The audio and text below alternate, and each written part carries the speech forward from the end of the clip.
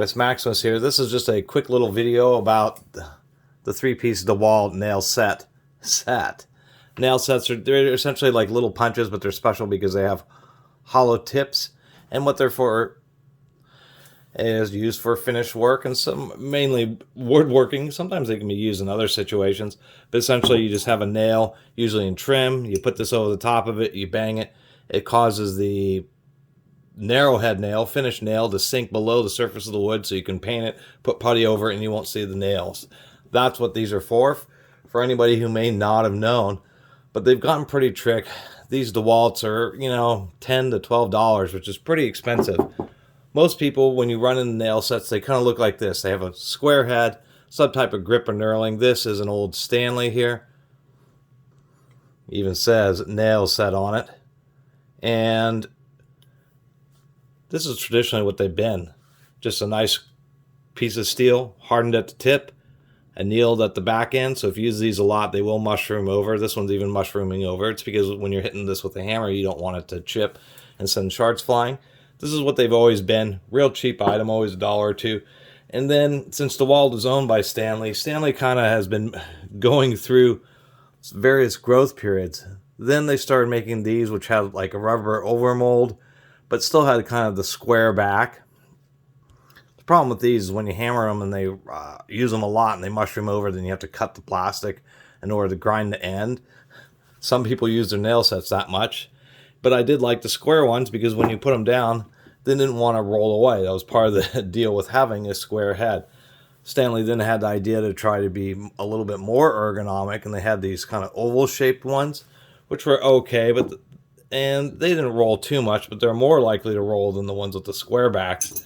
And it seems now that the DeWALTs are like the latest generation, and some people may like them with the rubber overmold. One thing I don't like is, like these other ones, the sizes are color-coded. Red, gray, and yellow. Red being the largest, gray being the medium size, and yellow being the smallest size.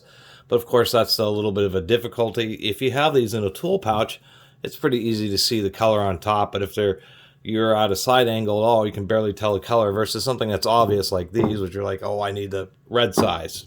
Super easy to grab. Usually you're only carrying one of these things around, but some people do carry multiple sizes. And yeah, the color coding is easier than the old traditional ones.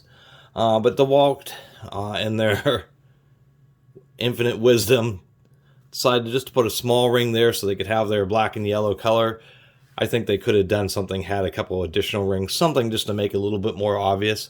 As far as comfort, the little overmold, being able to grip these, hold these, I kind of like the flare because then you're less likely to drop it. Overall, the ergonomics really aren't bad. I mean, it's surprising they've gone so far in such a simple tool, a nail set. Obviously, these have even worse of an issue where if you use these a lot and you start mushrooming the end, it's going to be basically impossible for you to grind it, making it more, it's really difficult. This is going to be overmolded, at least nylon, that's what it seems like, maybe even fiberglass reinforced nylon. Basically going to be super difficult to try to cut so you can regrind it. And the big deal is like on this Stanley here, you can already see it's mushrooming a little bit. As soon as it starts getting that edge, it can be a little bit sharp, so it's nice just to be able to touch that up. And so that's why I've always kind of been fond of just the traditional ones, particularly because the knurling is really easy to hold on to them. And it seems like these, even though these are nicer, these aren't the kind of tool you hold in your fist like this. There's something that you hold a little bit more delicately. Of course, the other issue with these DeWALTs is that they really want to roll around. These little divots hardly do anything to prevent them from, getting kicked and just rolling around all over the place. Really like the traditional ones. You kind of get used to the square ones. When you drop them or set them down, they just stay in that spot. So anyway, that's kind of my little review for $10 to $12. Unless you really like the big grip style of these DeWALTs, I would say get some traditional ones because they're what are tried and true and proven, and you can use them until the tip is just totally destroyed and blasted. Is essentially how it goes. The little divot is just to give it a little bit more grip on the nail so it doesn't want to slip as much, but I mean, some people will use these until they have to regrind the tip. They've reground the back end. The whole thing's like an inch shorter. I wish I had one to show you all. Anyway, just want to make a little video about these. I really appreciate everybody who's been watching and subscribing. And if you haven't subscribed, please do. Until next time, Catus Maximus out.